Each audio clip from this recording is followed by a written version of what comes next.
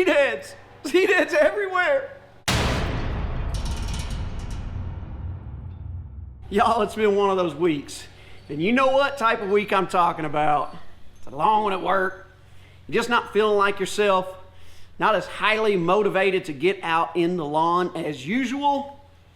Most importantly for me, college football season is back in full swing, and it happens every September this time of year. My mind kind of shifts gears from lawn care to football, and I don't get out in the lawn as much. I did not get a midweek mow in this past week. Haven't been on the lawn in a week or so, and it is quite overgrown, and there are seed heads all over the place. Now, you've probably heard online before that if you see seed heads, something is terribly wrong. Oh my gosh, your lawn is stressed out. Maybe you have compaction. Maybe you need more fertilizer. It's time to start freaking out in 3, 2, 1. Freak out because you have seed heads. Stop.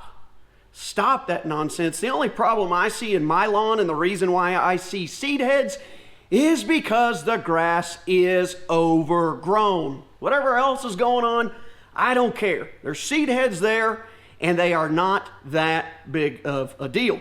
And today on Budget Lawns, I want to talk about 3 seed heads in particular that you're going to likely see in your lawn at some point, and how you can keep those things away and what they mean and how you can prevent those seed heads from becoming something worse in your yard. Let's get into the first one. Sometimes your turf grass will go to seed. And in my case, I've got a hybrid Tifway 419 Bermuda grass. And when it starts getting a little bit long, I start seeing those seed heads popping up. Now, as I already mentioned, there could be some other underlying factors that might result in that, whether it be compaction or a lack of nitrogen or a few other things, but I don't really dive that deep into it. For me, haven't mown in about a week or so, so the seed heads start showing their ugly faces.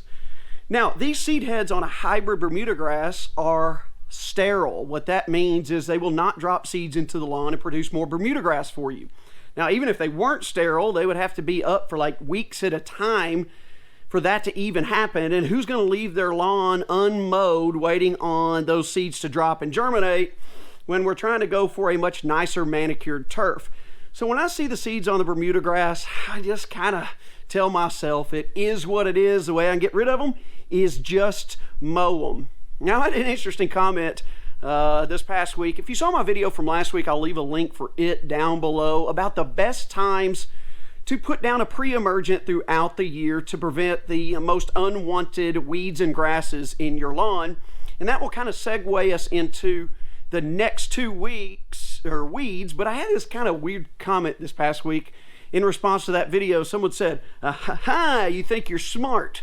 Well, if I put down that pre-emergent, then it won't let my buffalo grass seeds germinate when my grass goes to seed and drops those into the ground." And I thought to myself, how do I even respond to this? Because I have never heard of someone using their existing grass to go to seed and let them drop and germinate to make their lawn thicker.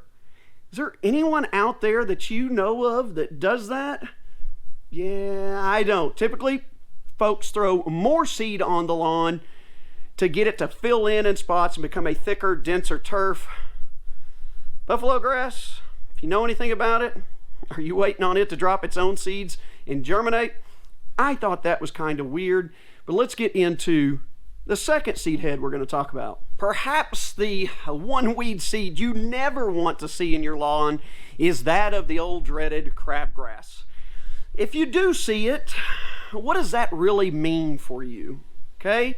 Look, we talk all the time that if we just keep mowing our lawn frequently, we won't let any crabgrass that we have go to seed because we'll just keep cutting it off. Now, that doesn't always happen. I've been pretty consistent on mowing this lawn, and as you mow crabgrass, it learns to grow even lower, and those seed heads will even pop up as the grass is growing outwards and not necessarily upwards.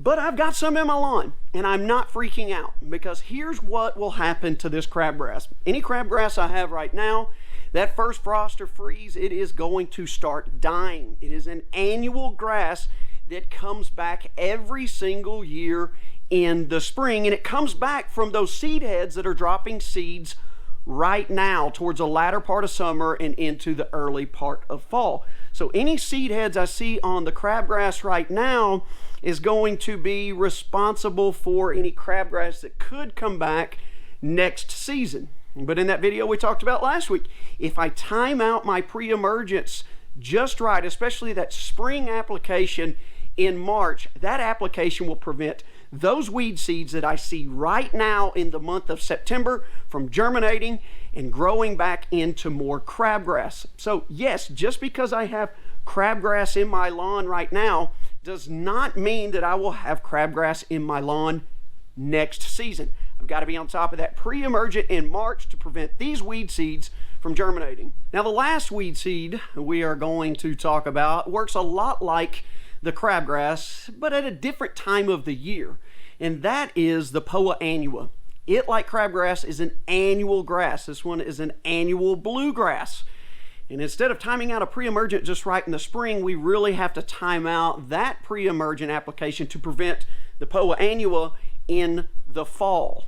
And that will prevent those weed seeds from germinating and starting to grow up into that annual bluegrass in the winter sometime, and then approaching the next spring as temperatures get a little bit more mild. Now, I don't have any Poa annua in the lawn right now, but I have dealt with it before, and I have taken a Poa annua filled lawn to a Poa annua free lawn simply by making sure I time out those fall applications of my pre-emergent just right and not giving those weed seeds a chance to germinate over the winter time. Now, this is not an exhaustive list of seed heads you're going to see in your lawn, but there's certainly 3 of the most common that you're likely to see.